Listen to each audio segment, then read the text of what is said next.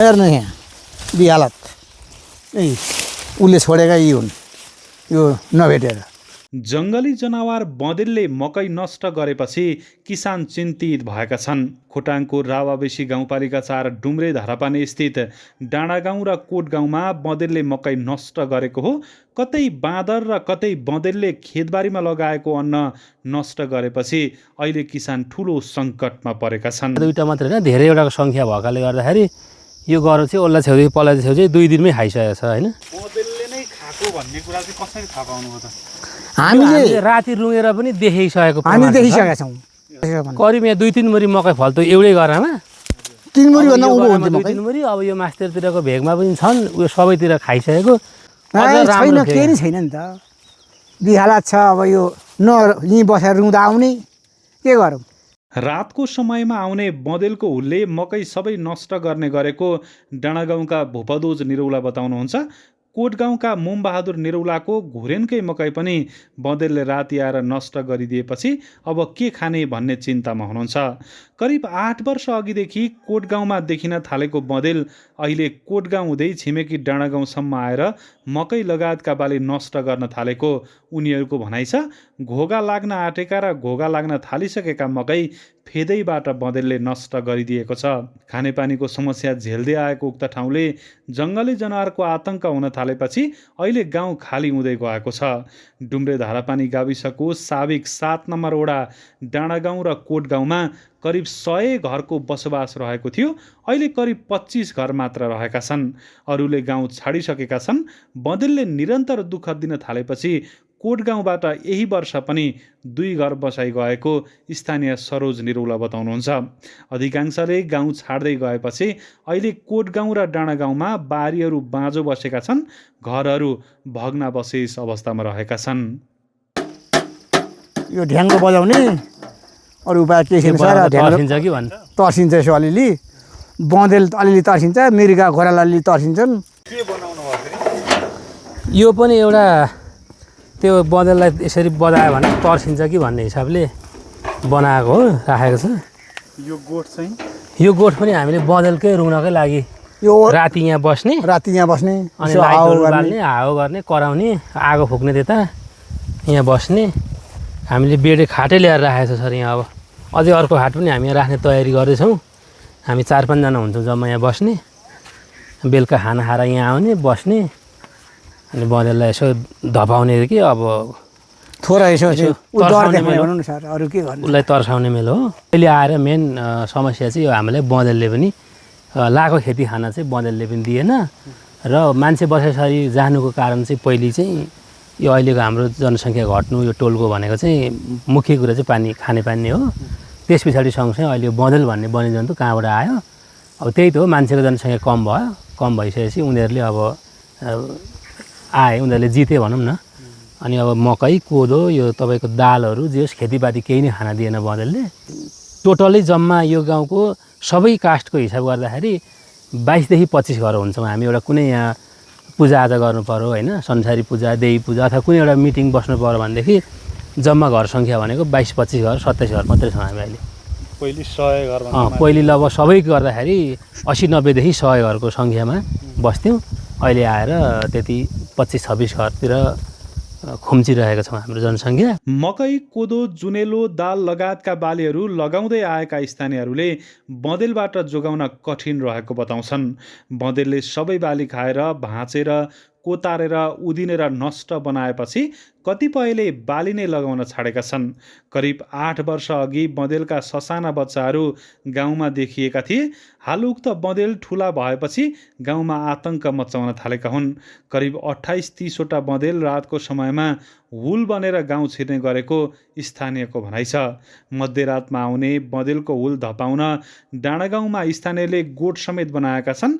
भूपदोज निरौलाको एउटा ठुलो गराको मकै सबै नष्ट गरिदिएपछि अहिले गाउँले सबै भेला भएर सोही गोठमा बसेर राति रुङ्ने गरेका छन्। खानेलामा छैन नहेर मकै गति है पुरा भइसकेको थियो। यो असारमै पाक्ने मकै यतिकै भइसकेको थियो सर, यतिकै भइसकेको थियो। कि त सरकारले, स्थानीय सरकारले हामीलाई जनप्रतिनिधिहरूले कि त यसको क्षतिपूर्ति अथवा भनौँ न यसलाई नियन्त्रणका उपायहरू के छन् अपनाइदिनु हुन्थ्यो कि भन्ने खालको हाम्रो मनमा चाहिँ हामीले पोहोरपरादेखि नै कुरो भएको हो।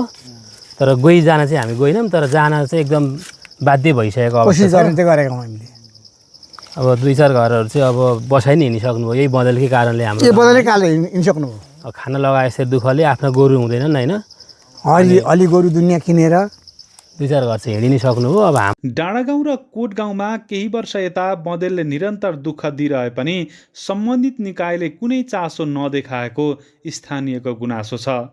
सरकारले बँदेल आतङ्कबाट नजोगाए केही वर्षमा उक्त गाउँ नै खाली हुन सक्ने स्थानीयको भनाइ छ। उक्त क्षेत्रमा जङ्गली जनावरसँगै खानेपानीको समेत चरम समस्या रहेको छ।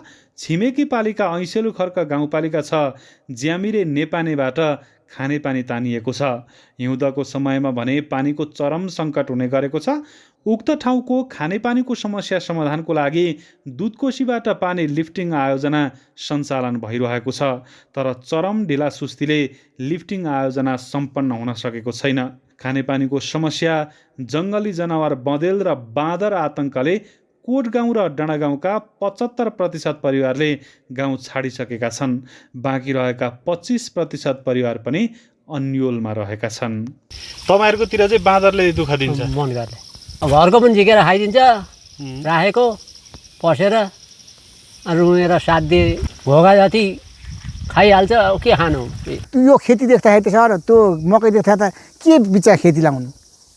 बस्तु अब हकारी एउटा दुवटा हकारी बेचेर चाहिँ झोला बोकेर हिँड्नु भन्दा कहाँ हिँड्ने। कोठाबाडामा बस्नु आउने आस्था छैन। घर बनाउनलाई अब यहाँको 5 पैसा आम्दानी हुँदैन, आउने उपाय छैन। त्यस कारणले अब यहाँ हामीले पनि यही अवस्था हो भने छोडेर हिँड्ने अवस्था आइसकेको छ। यो चाहिँ बँदेलले खनेको? यो बँदेलले खनेको सर। यो यहाँ केही पाउँछ कि भनेर उसले केही पाउँछु कि भनेर चाहिँ अब खुम्ले किराहरू यस्तै विभिन्न कन्ठमल खान पाइन्छ भनेर उसले खनेको। यो ढुङ्गा सबै उसैले झिक्यो। अरू बेला चाहिँ के खान्छ त यो बाली नहुँदा चाहिँ? बाली नहुँदा यी खरका जराहरू, यो गोलेनीका जरा, यो भिरतिर भएका, यी ढुङ्गातिर भएका कन्ठमल यस्तै पानी अमला भयो, जङ्गलतिर पानी अमलाका दानाहरू भयो, अरू अन्य जडीबुटीका ती। अझ उहाँ सहरलाई हुँदा त्यो चिसो पानी यी माथि दमेरा देख्नु न। अझ यहाँदेखि उँभोको जङ्गलभित्र सबै खनिसकेको छ उसले। कुनै खाली ठाउँ छैन। खेती सुरु भएपछि यो यता हाम्रो बारीमा पस्ने हो।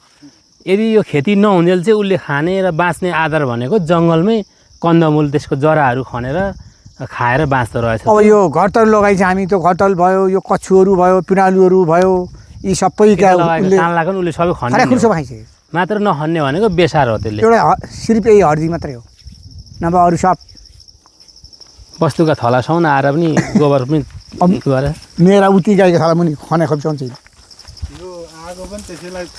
यो आगो हामी यसैले फुकेको। यो बेलुका आएर यो आगो बालियो भने चाहिँ यसको धुवाँले गर्दाखेरि अथवा अलिकति भाग्छ कि तर्सिन्छ कि भन्ने हाम्रो एउटा चाहिँ सोच बनायौँ हामीले। अनि बेलुका यसो आएर यहाँ डराउँदो उठ्किन डराउँथ्यो र चाहिँ उसले हामी यहाँ आगो बाले यसमा खाएन उसले। मान्छे छ कि भनेर उसले भाग्छ कि भन्ने एउटा सोच भएर यो हामीले चाहिँ आगो दिउँसोभरि दाउरा खोजेर ल्याउँछौँ अनि बेलुका आएर राति बालिदिन्छौँ। यहाँ खाने 2-3टा चिज छन्, अरू पनि छन्। जस्तै दुम्सीले पनि खान्छ। दुम्सी भन्दा दुम्सीले खाएको चाहिँ यसको यस्तो खालको आकारले यस्तो विध्वंस गर्दैन। जस्तै दुम्सीले चाहिँ यतिमा काट्छ। यो भएको भयो भने यहाँ ठ्याक्क बिचमा काट्ने, काटेर यसलाई लडाउने अनि एउटा तानेर हिँड्छ भने चाहिँ यसको चाहिँ सबै फेरैबाट बटारेको छ क्या। यसको त अब हेर्नु न के हेरिसक्नु छैन। यो बिजोग छ, खेती लाएर सर के गर्ने, सबै नै ढालेछ क्या। यो त केही काम छैन यसको। यो त अब वस्तुले घाँस हो, घाँस पनि राम्रो खाँदैन सर। यो जस्तो यो बारीतिरै आएको बँदेल पनि देख्नु भएको छ? देखेको छौँ हामीले, प्रत्यक्ष देखेको छु हामीले। कतिवटा जति देख्नु भएको छ? मैले अन्तिम यहाँ 10वटा जति चाहिँ मैले देखेको छु। 10वटा जति चाहिँ यही बारी हो देखेको छु। माउ मात्रै होइन, पाठा समेत उसको ग्याङै सबै आउँछ। उसको ग्याङै आउँछ नि यहाँ। अनि राति कि प्राय राति आउँछ? राति 11 बजेदेखि लिएर 3 बजेभित्रमा उडिसेर हिँडिसक्छ। दिउँसो चाहिँ उसको बास उतापट्टि डाँडा जङ्गलमा बस्छ। जङ्गल कहाँ बस्छ। अनि जब रात परेपछि यो यता छिर्ने हो। 10 बजेभित्रमा आइपुग्दैन ऊ यहाँ, यो जग्गामा आइपुग्दैन। यदि यो खेती नहुँदाको अवस्थामा चाहिँ उसले कान्लामा आएर जङ्गलमा जडीबुटी फेदहरू खनेर खनेर कहीँ केही पनि छैन खान्छ। अब यो मकै सुरु भएपछि यसले यही खोज्ने यस्तो घोगाहरू चेक गर्छ यसले अनि भाँच्ने दल्ने यो सबै खाइदिने। यो बोट चाहिँ किन भाँच्यो त्यसले घोगा खाना कि बोटै पनि खान्छ? यो बोटै पनि अब यी मकै नै भइसकेपछि यी बोट पनि खराबहरू सबै यो पाठै बनाउँछ। यसले सुरुमा चाहिँ तपाईँको यस्तै बोट पनि पारेको। भाँच्यो, पछि चाहिँ अब यो घोगा हेर्नलाई पनि यसले चेक गर्दै घोगा पनि सबै एक सरो पुरै यसरी लाँदाखेरि त उसले त पुरै लिएर जान्छ नि त घराम गुरुङमा लान्छ। पल्लै छेउसम्म यस्तै तरिका विध्वंस छ पल्लै छेउसम्म। सबै यो बारी नै खतम बनायो। यो देखेको पुरै हो। पल्लै छेउसम्म पुरै खाएको छ। ओलासेउ पलासेउ करिब यहाँ 2-3 मुरी मकै फल्थ्यो एउटै गरामा। 3 मुरी भन्दा अब यो उँभो गरामा हुन्थ्यो 2-3 मकै। मुरी अब यो मास्टरतिरको भेगमा पनि छन् उयो सबैतिर खाइसकेको। अनि यहाँबाट खाएर अब बाँकी झर्ने भनेको यसकै उँधो हो। अब यो उँधो यो देखिएको मकैहरू पनि राम्रो छन्। यो पनि सबै हाम्रै हो जग्गा होइन।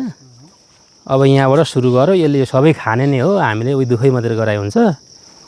पोहोर हुँदै पनि आएको थियो यतातिर। आएको सर यो 2-3 वर्ष भयो हाम्रो यो यता यो डाँडा यहाँ झरेको चाहिँ सर धेरै भएको छैन। 3 वर्ष भयो यो मेरो लिमिटेड नै बनाएको छ। पहिला चाहिँ कोटगाउँ भन्ने माथि उँभो माथि यो खान्थ्यो। मेरा काका बाबुकोमै माथि खान्थ्यो। यता जब चाहिँ झरेन यसको सङ्ख्या बढेपछि यो उँधोतिर पनि आएर जब उसका बालबच्चा प्रशस्त मात्रामा भए अहिले संसार बेसीमा नै गएकै छ।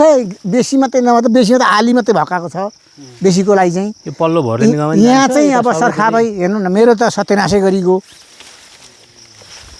खेती लाउँछु बेसीबाट आएर खेती लाउँछु खेतीको हालत यो छ सर के खाउँ म हेर्नुहोस् यो त पुरै हेर्नु न यो उतो मासु सुरु खाइरहेको छ। यो त बाँदर चाहिँ कतिको लाग्छ? बाँदर चाहिँ अलिक बरु बाँदरको चाहिँ सङ्ख्या यता यो माथिल्लो भेगमा आउँदैन सर। त्यति आउँदैन। बाँदरले खाने भने चाहिँ अलि यो तल्लो गाउँ अलि अथवा छेउछाउ भन्नु मात्रै हो सर। यहाँ आउने भनेको चाहिँ मेन बँदेल अनि दुम्सी। तर यो चाहिँ बँदेलकै हो। यो त पुरै बँदेलको। दुम्सीले चाहिँ एउटा दुइटा कोही कोही बेला आएर यसो छ्याङ्ग काट्छ मात्रै। ल्याउनुहोस् यहाँ हेर्नु सर गतिविधि ल्याइदिनुहोस्। अझ यहाँ चाहिँ मकै अझ छैन राम्रो केही नै छैन नि त। बिहालत छ अब यो न यहीँ बसेर रुँदा आउने के गरौँ। अब रातैभरि रुङ्न पनि जग्गा बस्न दिनै पछि एक दिन मात्रै भए त बस्दा पनि हुन्थ्यो। अब दिनै तर पछि बस्नको लागि हामीले एउटा सानो गोठ जस्तो एउटा बनाउनु चाहिँ बनाएको छौँ। अब दिनै रातैभरि बस्दाखेरि अब मान्छेको स्वास्थ्य नै पनि अब बिग्रिने अवस्था हुने रहेछ। हेर्नु न यो गरेर सबै नै खाएको छ पल्लै छेउसम्म। सत्यनाश भनेको यो गनाउँछ पनि।